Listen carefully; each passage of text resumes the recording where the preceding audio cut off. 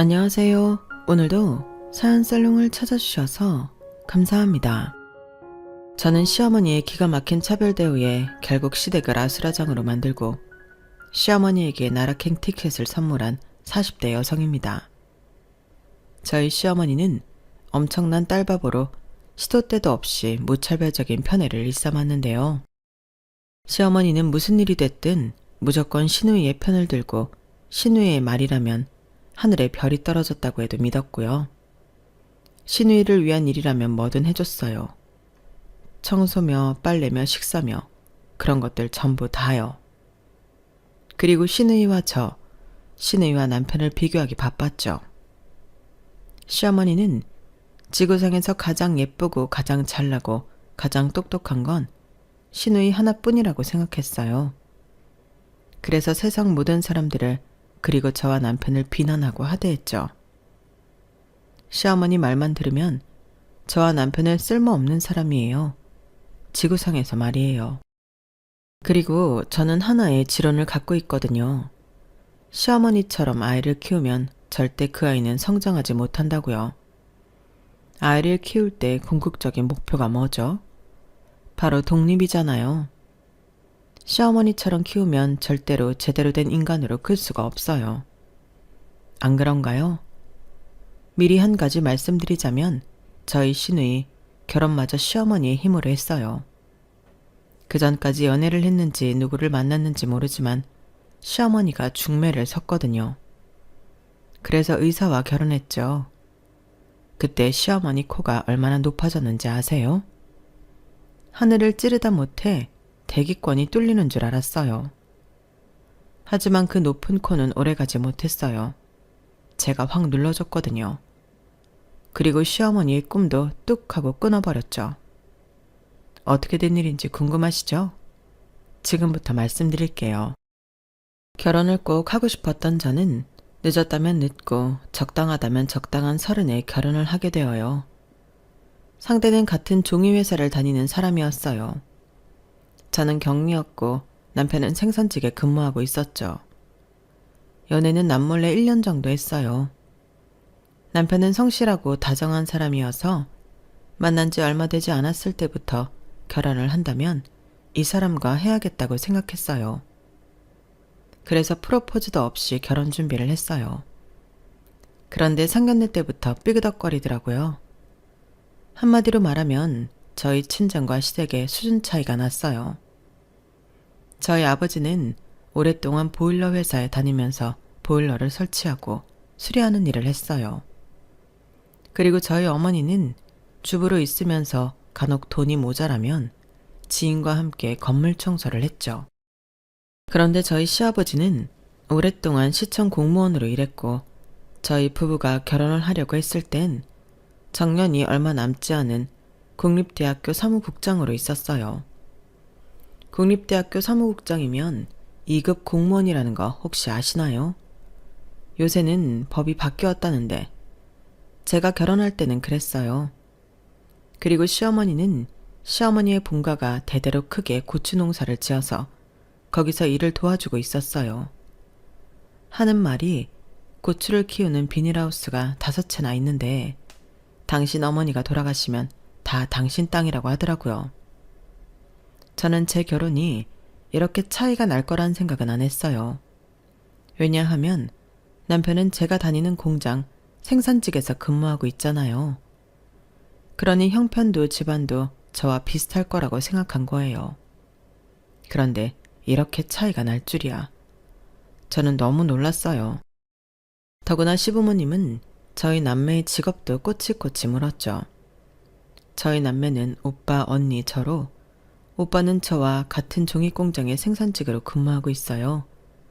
그리고 언니는 24세 어린 나이에 결혼해 주부로 살고 있고 굳이 무슨 일을 하는지 꼽자면 마트에서 파트타임으로 아르바이트를 하고 있죠. 시부모님은 저희 형부에게도 무슨 일을 하는지 물었어요. 저희 형부는 타이어 공장에서 타이어를 만드는 일을 하고 있다고 말했죠. 다 공장에서 일하고 있네요. 몸 쓰는 일이죠. 대학 졸업장 필요 없는. 우리 딸은 명문대 박사까지 졸업했어요. 영문학과요. 영어로 된 책을 술술 읽는답니다. 얘가 저를 닮아서 책을 참 좋아해요. 집에서 손에 놓지를 않죠. 아, 그렇습니까? 사돈처녀가 공부를 참 잘했나 봅니다. 그럼요. 그걸 다 말하려면 입이 아프죠. 어릴 때부터 영어를 좋아하고 잘했어요. 초등학교 5학년 때부터 영어로 일기를 썼다니까요. 독후감도 그렇고요. 그래서 제가 알아보지도 못하고. 아, 그렇다고 제가 막 열어보고 그러는 사람은 아니에요. 어린애들도 사생활이라는 게 있잖아요. 저희가 애를 존중하면서 키웠거든요. 그러니 공부 더 하고 싶다고 하니까 박사까지 서포트 해주지. 안 그래요? 아, 사돈어른께서 참 대단하십니다.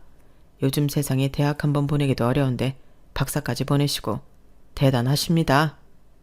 그러게, 왜 사돈어른은 대학을 안 보내셨어요? 지금 아드님도 안 보내신 거죠? 셋 중 아무도? 어쩌면 좋아. 그래도 한 명은 보내셨어야죠. 그거 이야기는 안 해도 평생 가슴속에 맺힐 텐데 영 보낼 형편이 아니었나 봐요. 안 보낸 게 아니라 못 보낸 거네요. 어머머, 참. 이렇게 집안끼리 차이 나는 거 난 좀 그렇던데. 돈도 그렇고 학벌도 그렇고. 안 그래요, 당신은? 시아버지는 긍정하는 듯 아무 말도 안 했어요. 그리고 저는 이상했어요. 제가 알기로 저희 남편은 대졸이 아니거든요. 2급 공무원이나 되어서 돈이 없어 아들 대학을 안 보냈을 리 없고 저희 남편이 뜻이 없었나? 그래도 저렇게 학벌주의면 억지로라도 보내지 않나? 사람을 앞에 놓고 이러면 안 된다, 저러면 안 된다, 돈이 없어서 못 보낸 거냐 할 정도면 억지로라도 보냈어야 하는 거 아닌가? 이런 생각이 들었어요. 설마 대학을 못 갈 정도로 공부를 못한 아들이 부끄러워서 억지로 박사까지 딴 딸 이야기를 하는 건가 싶기도 했죠. 그만큼 시어머니는 신우의 이야기만, 그것도 자랑만 늘어놓았어요. 남편에 대한 이야기는 일절하지 않았죠. 그 어떤 이야기도요. 남편이 거의 투명인간 같았어요. 그리고 저에겐 얌전히 앉아 밥을 먹는 신우이가 눈에 들어왔어요. 명품 원피스를 입고 있는 신우이는 시어머니의 자랑이 전혀 부담스럽지 않은 듯 보였어요. 그리고 시어머니는 신우의 자랑을 멈추지 못했죠. 초등학교 때 우리 딸이 전교에서 키가 제일 컸어요. 여자 중에요. 지금 173cm 정도 되어요. 지 오빠랑 비슷하죠. 거기다 얼굴까지 예쁘니 눈에 안 띌 수가 없었어요. 보시다시피 저희 딸이 저를 완전 빼다 박아서 기획사에서 명함도 받고 정말 곤란했다니까요. 다행히 얘가 공부를 잘해서 공부 쪽으로 지원해 준 거죠. 그치, 우리 딸. 시어머니는 저희 부부의 결혼 따위는 관심이 없는 듯 보였어요. 그리고 그걸 저희 가족도 느끼고 있었죠. 저는 남편에게 눈치를 줬는데 남편도 이상한 점을 느끼지 못하는 것 같았어요. 저희는 얘가 원하는 건 뭐든 해줬어요.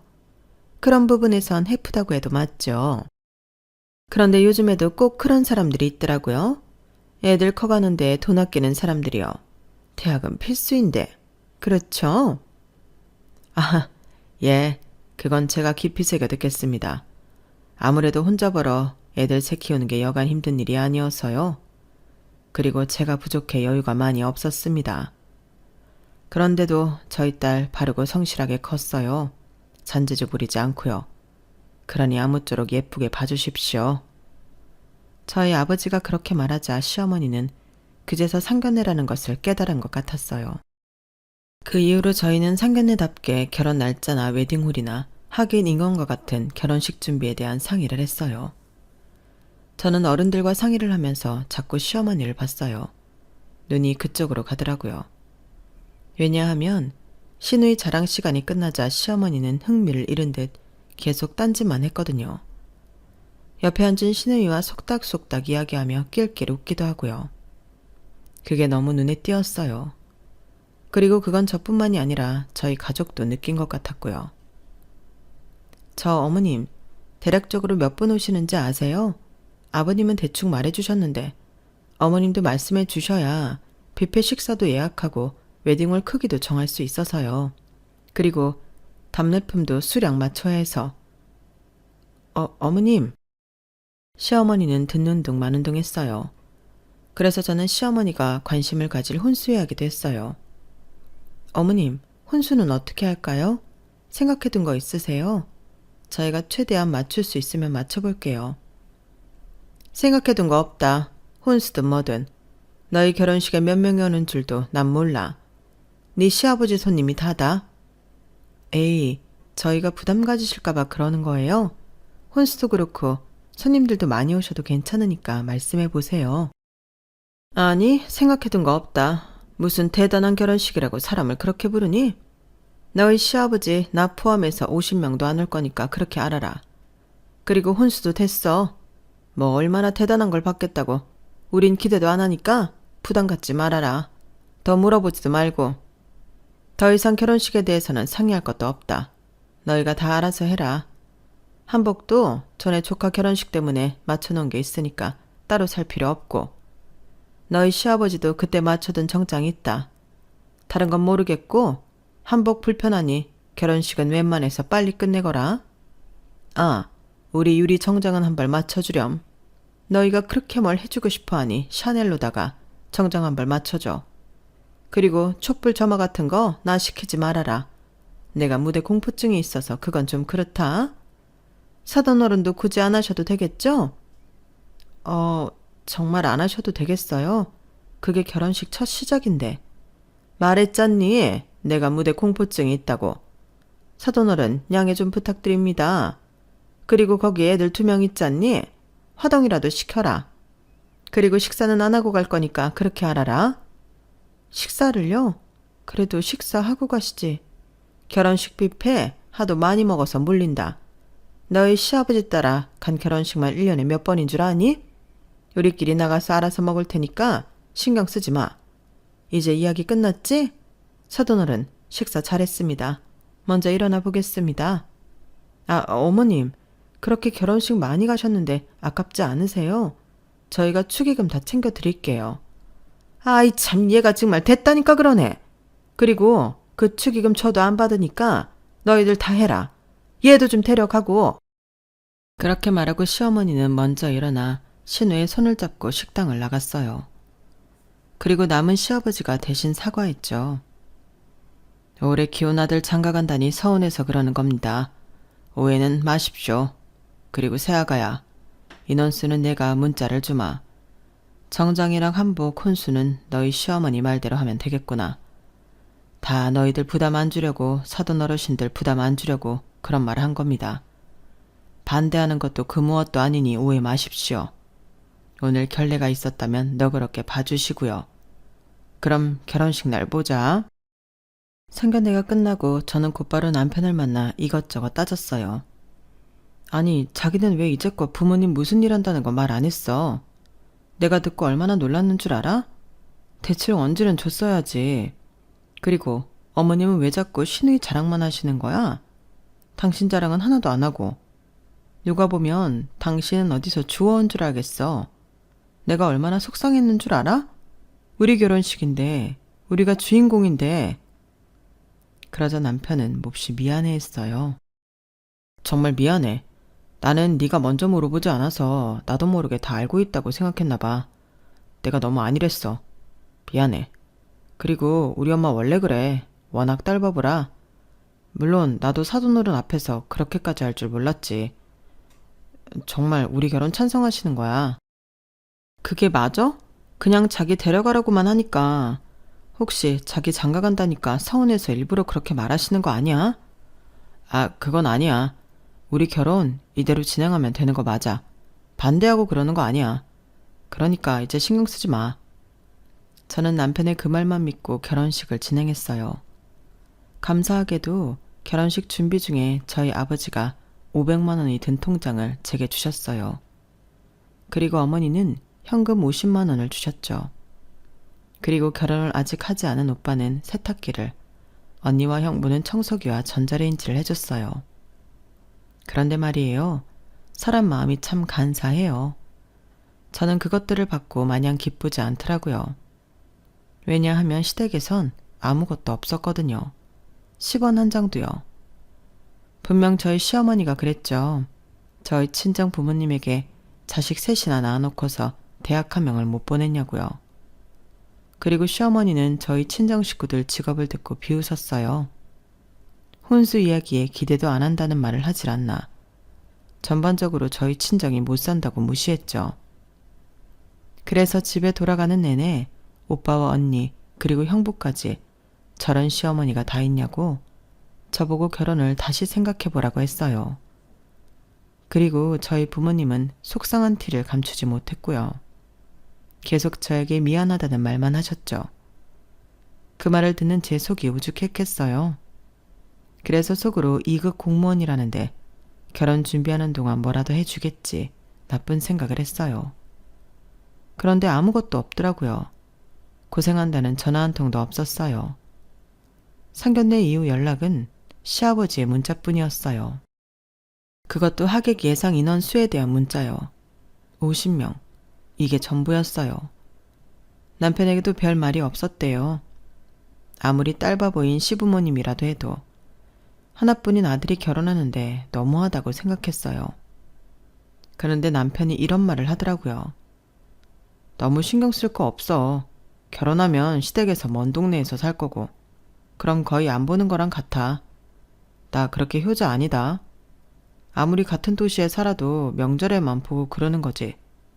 그리고 장모님, 장인어른한테는 내가 잘할게.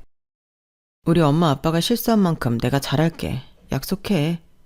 나는 장인어른은 존경스럽고 장모님은 자기를 낳아주셔서 감사해. 그 마음 절대 변치 않을 거야. 자기가 우리 집 딸이 되는 게 아니라 내가 자기 집 아들이 될게. 이미 형님들 계셔서 메리트는 없지만 그러니까 우리 집 일 때문에 나 버리지 마. 응? 내가 정말 잘할게.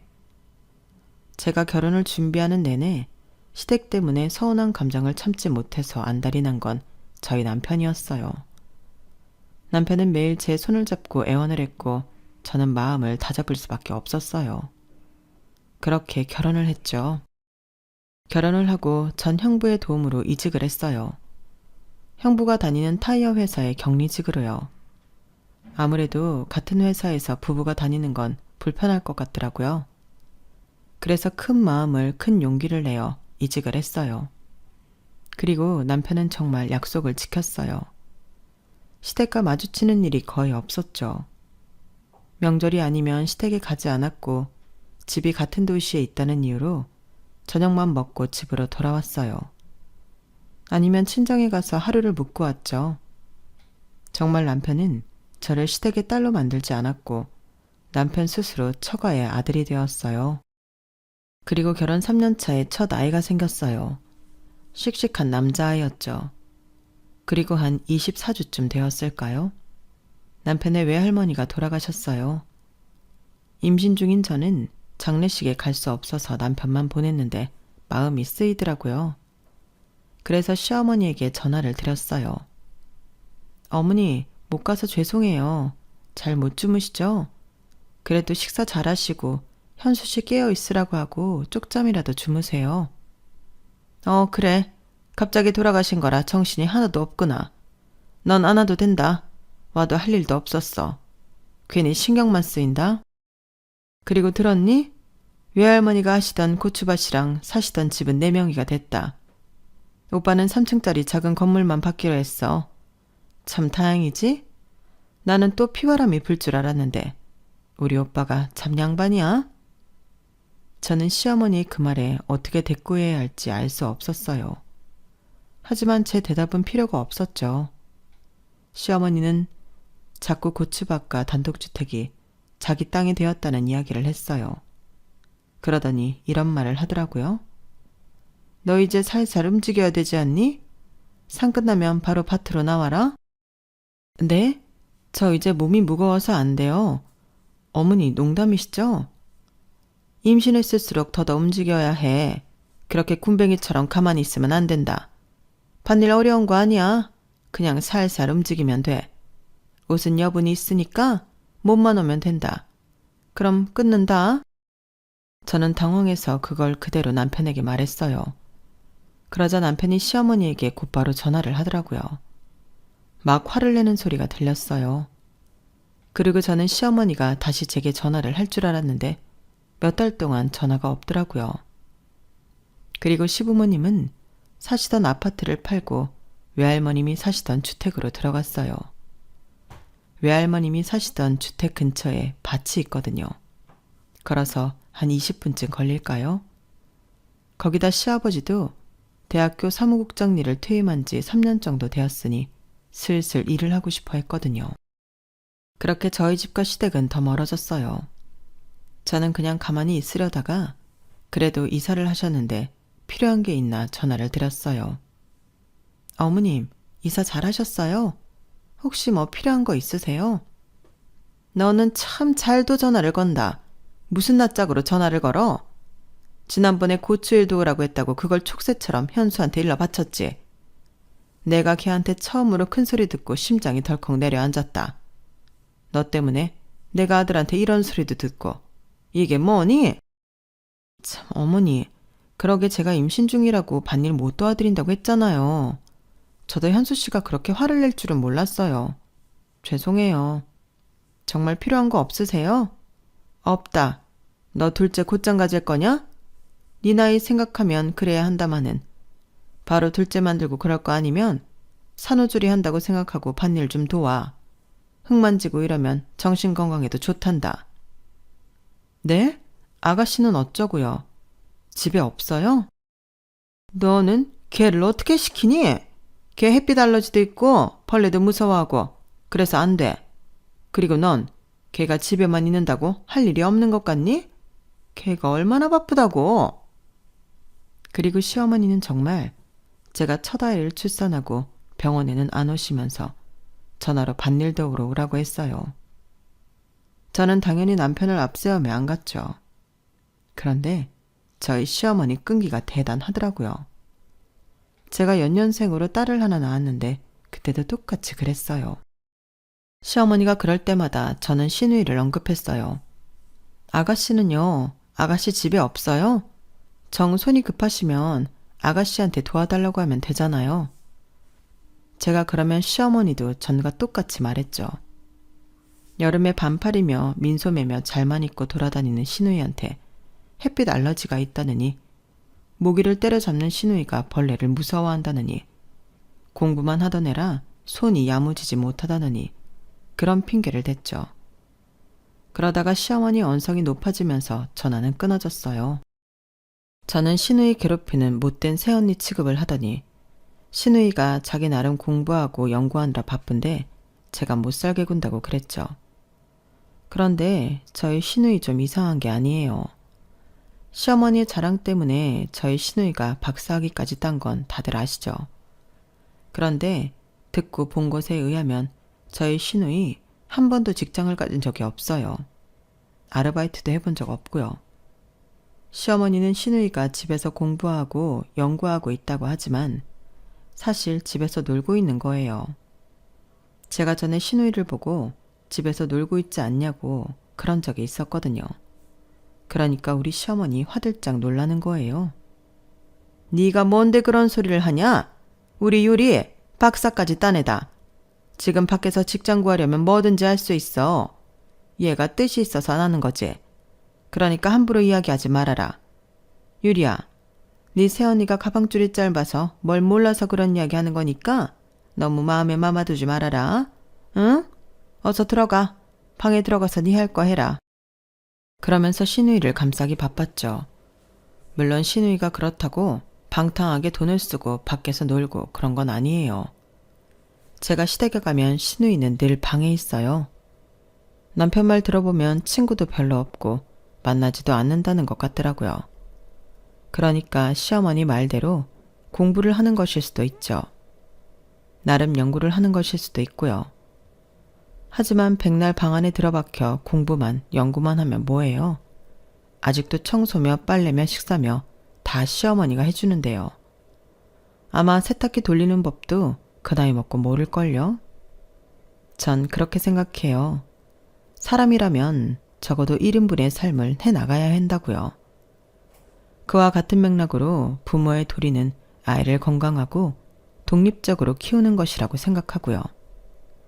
그런 의미에서 시어머니는 실격이고 시누이도 실격이죠.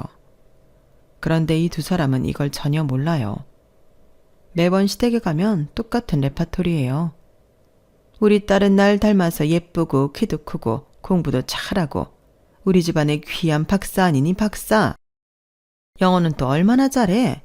요즘 시대에 영어 못하면 안 된다지만 우리 애는 박사라고. 박사. 차원이 다르지. 다들 우리 딸 공부를 어떻게 시켰냐고 어떻게 박사를 만들었냐고 물어보고 난리야. 그런데 있잖니? 나는 한 게 아무것도 없다. 날 닮아 알아서 컸지. 그래요.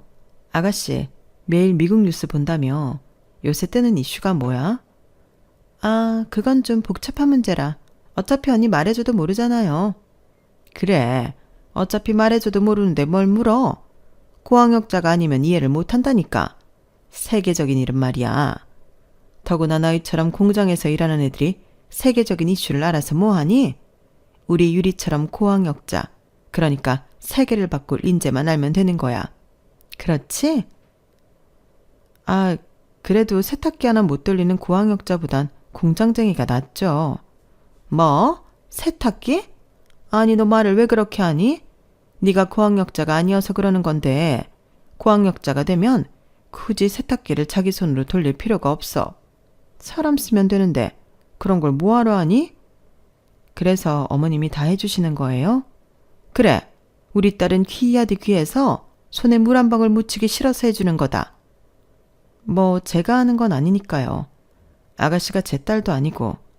그런데 아가씨, 정말 일 안 구할 거야? 이제 곧 40이야. 그때 되면 경력직도 이직 잘 안 돼. 내가 정말 걱정되어서 그래. 고학력자고 박사까지 딴 거 알겠는데 솔직히 일 안 하면 그 학력도 도루묵 아니야? 박사까지 딴 거 아깝잖아. 너 자꾸 그럴래? 네가 뭐라고 자꾸 우리 딸한테 이리라 저래라야. 우리 딸이 큰 뜻이 있어서 그래. 너 언젠가 이 말한 거 후회할 거야. 늘 이런 식이었죠. 그리고 저는 나중에 시어머니가 말한 큰 뜻이 뭔지 알게 되었어요. 그 뒤로 얼마 안 있다가 시어머니가 중대 발표를 했죠. 바로 시누이의 결혼 소식이었어요. 갑자기 저희 가족을 불러 모으더니 시누이가 결혼을 한다는 거예요. 우리 유리가 곧 결혼을 하게 되었어. 상대가 누군 줄 아니? 바로 성형외과 의사란다. 성형외과 의사들이 얼굴 엄청 보는 거 알지? 그 남자가 우리 유리 얼굴 보자마자 반했다는 거야. 저희 시어머니가 고추 농사를 물려받아 한다고 했잖아요. 그 옆에서 또 고추 농사를 하는 분이 있는데 그 지인분이 그분한테 어디 좋은 신부감 없냐고 물어봤다나 봐요. 그 이야기를 듣고 저희 시어머니가 시누이를 강력 추천했어요. 또 가서 시누이 자랑을 엄청 했겠죠. 게다가 저희 시부모님이 배경이 나쁘지 않잖아요. 시아버지는 2급 공무원으로 퇴임했지 시어머니는 크게 고추 농사를 하지. 그래서 소개팅이 성사되었나 봐요. 그리고 소개팅도 나쁘지 않게 끝나서 어른들끼리 곧바로 날짜를 잡은 거였어요. 시어머니가 시누이 결혼에 신이 나서 강강술래를 추더라고요. 정말 우스웠어요. 아가씨, 정말 결혼하는 거야? 축하해.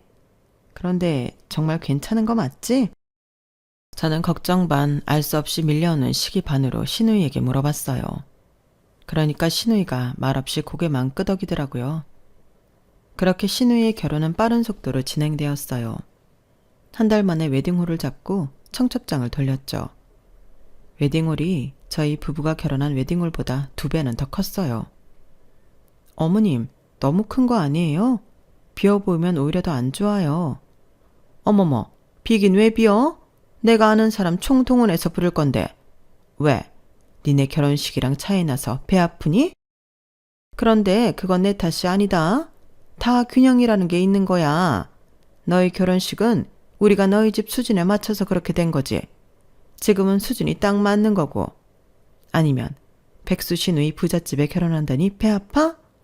내가 말했지? 너 후회할 거라고. 진즉 잘했어야지. 그리고 시어머니는 저희 부부 결혼식과는 다르게 자기 결혼식인 것처럼 신나서 이것저것 참견했어요. 신우이 웨딩드레스를 보러 가는 건 물론이고요. 부케까지 같이 보러 갔더라고요. 얼떨결에 저도 몇 군데 같이 갔네요. 그리고 시부모님은 이전에 살던 아파트를 판 돈과 고추 농사를 해서 번 돈으로 신우이에게 5억짜리 아파트를 선물했어요. 시어머니는 그걸 저희 부부에게 숨길 생각이 없어 보였죠. 대놓고 이야기하더라고요. 그래서 저는 엄청 서운했어요. 저는 땡전 한 푼 안 받고 결혼했는데 신우이는 아파트, 그것도 5억짜리 아파트를 받았으니까요. 어머, 집은 대부분 남자 쪽에서 해주는 거 아니에요? 그 집은 의사 집안이라더니 집도 안 해줬어요? 그리고 처음부터 무슨 자가예요. 둘이 사는데 평수도 너무 넓은 거 아니에요? 원래 부부는 작은 데부터 시작하는 거예요. 그래야 키워가는 재미로 살죠. 어머님도 저희한테 그렇게 말했으면서. 그래서 저희는 전세로 시작했는데. 어머, 얘 좀 봐. 너랑 유리랑 같니? 원래는 남자 쪽에서 집을 해주는 게 맞지만 우리 유리는 지금 의사 집안에 시집가는 거야. 나중에 받을 게 얼마나 많은데. 그래서 우리가 좀 잘 봐주십사 집 해주는 거고. 너한테는 우리가 잘 보일 게 없는데 왜 해주니? 안 그래? 생각을 해봐라. 아버지는 보일러 공사해, 형제들은 하나같이 공장에서 일해. 그런데 우리가 뭐 잘 보일 게 있어서 아파트를 내줘? 해줘야 하는 사람은 너희 집 아니니? 아, 너 말 잘 꺼냈다. 사실 미래를 생각하면 5억도 부족한데 너도 1억 보태라.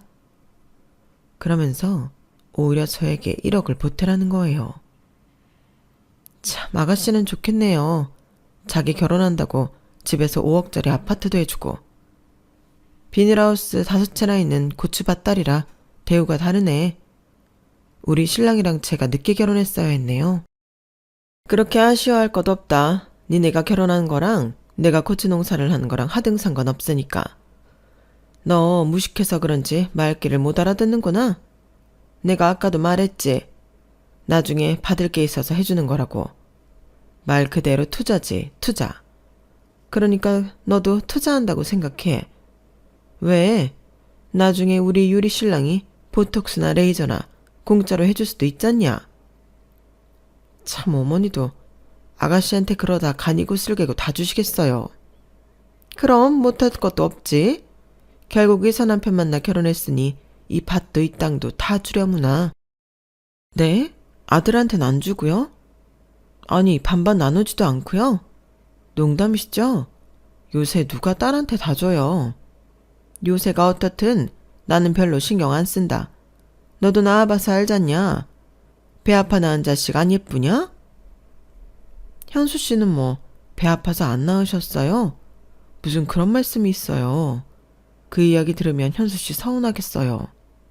글쎄, 난 모른다. 그러니 넌 볼 생각 마. 저는 그 말을 듣고 너무 어이가 없어서 집으로 가 남편에게 하소연을 했어요. 하소연을 하다 보니 눈물도 나더군요. 제 말을 들은 남편은 한동안 가만히 있었어요. 그리고 저는 남편의 입에서 아주 놀라운 소식을 듣게 되었죠. 우리 엄마가 그러는 거 자기 잘못 아무것도 없어. 다 내 잘못이야. 무슨 소리야. 이게 뭐 어디가 자기 잘못이야. 당신이 대학을 안 가서 그래? 아니, 그것 때문이면 너무 어처구니 없지. 자기가 대학을 왜 안 갔는지 안 간 건지 못 간 건지 나는 모르지만 그거 잘못한 거 아니야.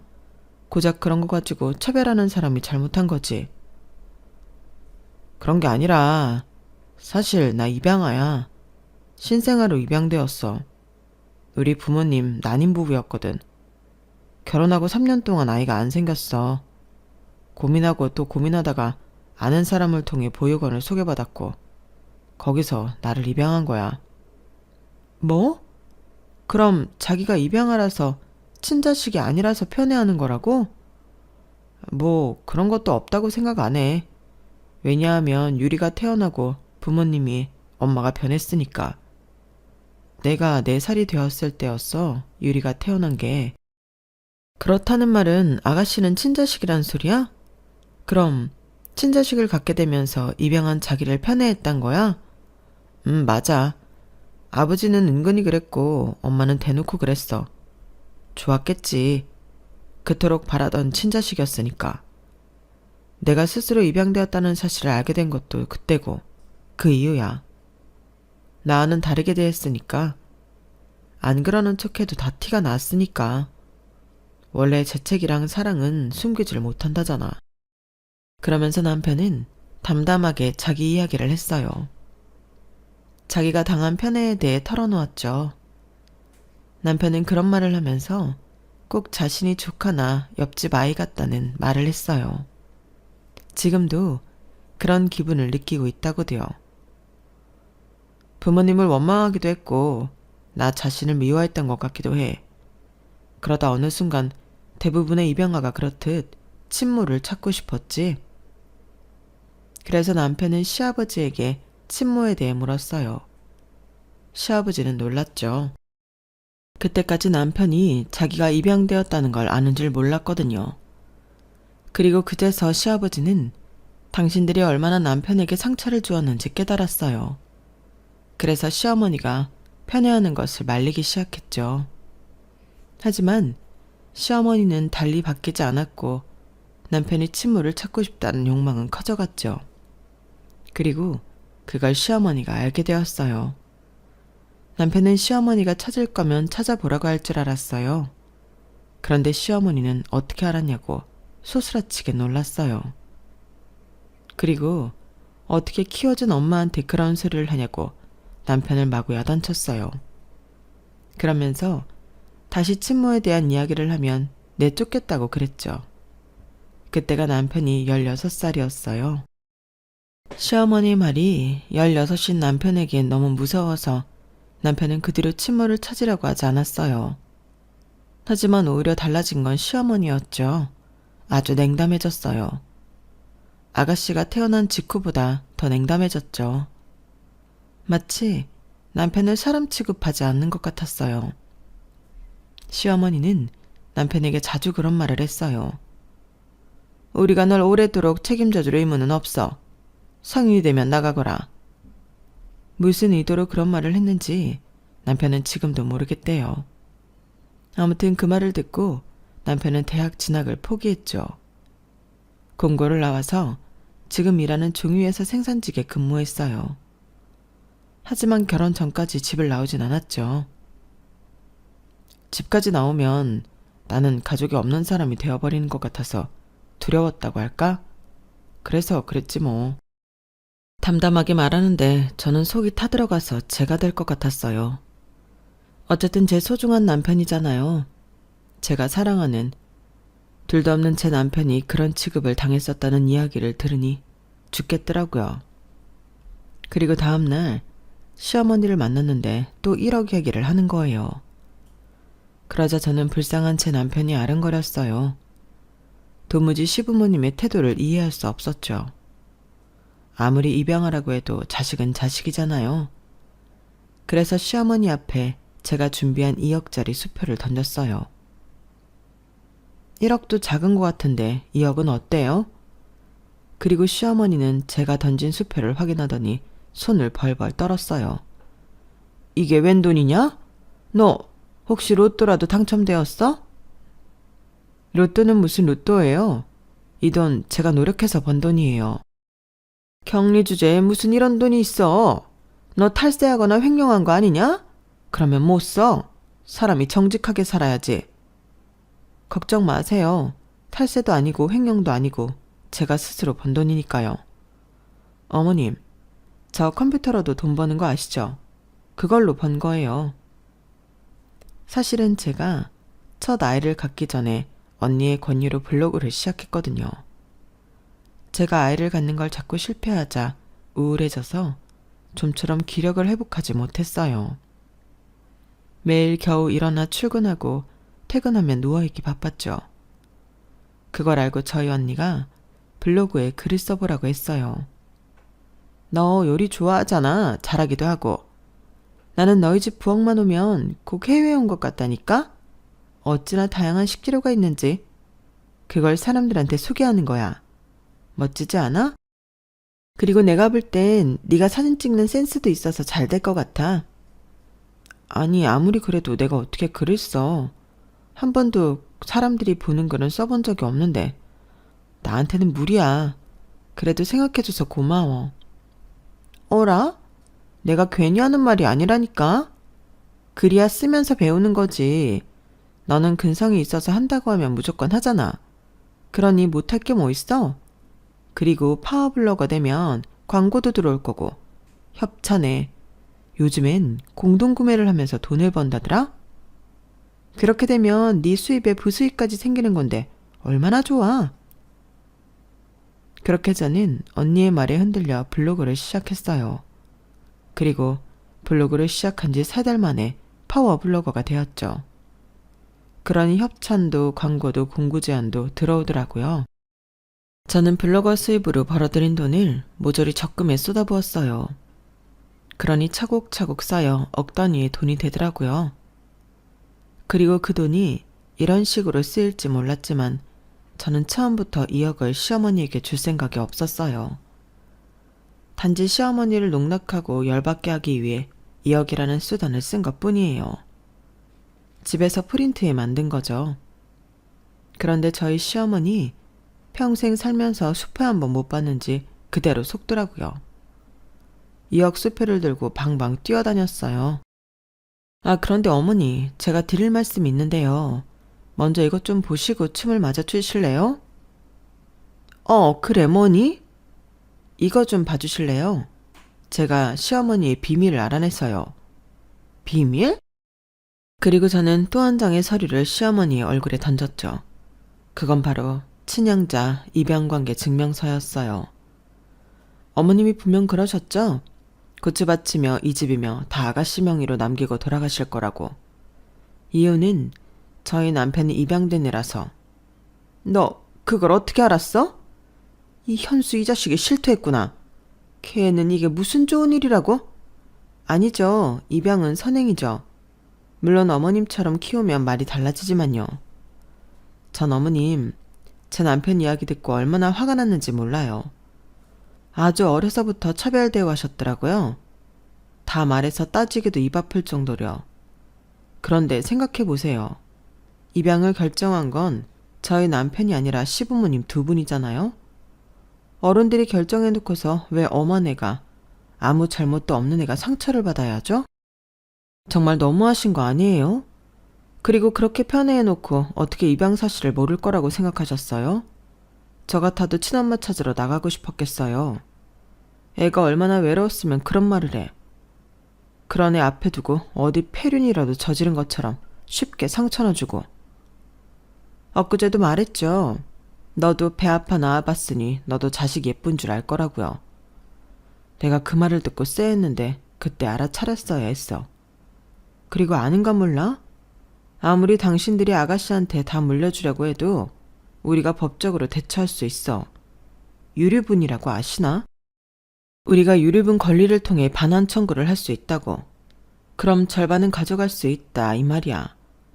그리고 우리는 분명히 차별대우로 인한 정신적 고통에 대해 손해배상 청구할 겁니다. 우리 남편이 당신들이 편애한 거 증거자료 다 가지고 있어요. 남편이 초등학생 때부터 매일 일기를 썼던 건 알아요? 알 리가 없죠. 그리고 그게 없다고 해도 우리 남편 자체가 증거야. 안 그래요? 그러니 해준 거 쥐뿔도 없으면서 꽁으로 2억 받을 생각은 하지도 마세요. 뭐? 그렇다고 이 돈을 안 준다고? 저는 그 앞에서 수표를 찢어버렸어요. 그러자 시어머니가 놀라서 제 뺨을 때리더라고요. 이제는 며느리 학대까지 하시네요. 여보, 잘 찍었지? 거기 아가씨도 다 봤죠? 여자가 하늘 품으면 5개월에도 서리가 내린다는데 잘 보세요. 너 이 사진을 어디에 쓰려고 하는 거야? 현수, 너도. 지금 얘랑 짜고 무슨 짓을 하는 거야, 엄마한테? 어? 엄마는 무슨. 언제 저한테 엄마 노릇한 적 있어요? 웃기지도 마세요. 전 제 와이프랑 애들만 가족이에요. 남편의 말을 들은 시어머니는 곧 넘어갈 것 같았어요. 그리고 제가 시누이에게 삿대질을 하며 한 소리 했죠. 그리고 한유리, 너 그렇게 결혼을 해서 되겠어? 정말 네가 원하는 게 결혼인 거 맞아? 결혼하면 어떻게 되는지 알고 있긴 하니? 직장도 없는 네가 앞으로 어떻게 되는지 알긴 해? 네 엄마가 해주던 거 이제 앞으로 네가 해야 하는 거야.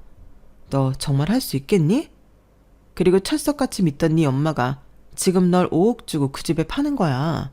정신 똑바로 차려. 제가 그 말을 하자 저희 시누이 그 자리에서 엉엉 울었어요. 엄마, 나 결혼 안 할래. 너무 무서워. 결혼하기 싫어. 웨딩드레스도 안 입을래. 이 집에서 나가고 싶지 않아. 나 지금 이대로가 좋아. 엄마, 정말 나를 그 집에 파는 거야? 언니 말이 맞아? 너 대체 무슨 소리를 하는 거야? 결혼을 왜 안 해? 의사 집안이라니까? 네가 언제 그런 집에 시집갈 수 있을 것 같아. 그 나이 먹고 아무 일도 안 하는데. 그리고 내가 이제 속 좀 트이고 사는 거 있는데 안 한다고? 무조건 해. 시어머니의 말을 듣고 시누이는 더 크게 울었어요. 그리고 어떻게 되었냐고요? 저희 아가씨는 파혼했어요. 시어머니는 끝까지 결혼까지 밀어붙이려고 했는데 시누이가 비협조적으로 굴어서 어쩔 수 없었죠. 그리고 시아버지는 진심으로 남편에게 그동안의 일을 사과했어요. 고추밭과 지금 살고 있는 집을 유산으로 나눌 때 반으로 나눠줄 것을 약속했죠. 그리고 시어머니는 화병으로 알아누웠어요. 그런데 시아버지를 빼고 병간호를 해주는 사람도 시어머니의 화병을 인정해주는 사람도 없었죠. 그리고 아가씨는 다시 집거 생활을 하기 시작했어요. 우리 딸 하면서도 그 꼴을 보는 게 5억이라는 돈을 투자할 정도로 싫었으니 저희 시어머니 화병이 나을래야 나을 수가 없죠. 그렇게 저는 제 남편과 저희 가족을 지켰어요. 여기까지가 제 사연입니다. 입양이 된 자식이든 낳은 자식이든 자기가 기르고 키운 자식들을 편애하는 건 부모의 자질에서 어긋난 것이라고 생각해요. 그렇지 않나요? 그러니 시어머니의 최후는 인과응보의 결과라고 봅니다. 그래도 남편을 키워주신 점도 있으니 미운 정 고운 정 사아가며 잘 살아가 볼 생각입니다. 들어주신 분들 모두 가족들과 행복하세요. 여러분, 사연 댓글에 응원과 현명한 조언 부탁드려요. 좋아요와 구독은 저에게 큰 힘이 됩니다. 오늘도 좋은 일 가득하세요.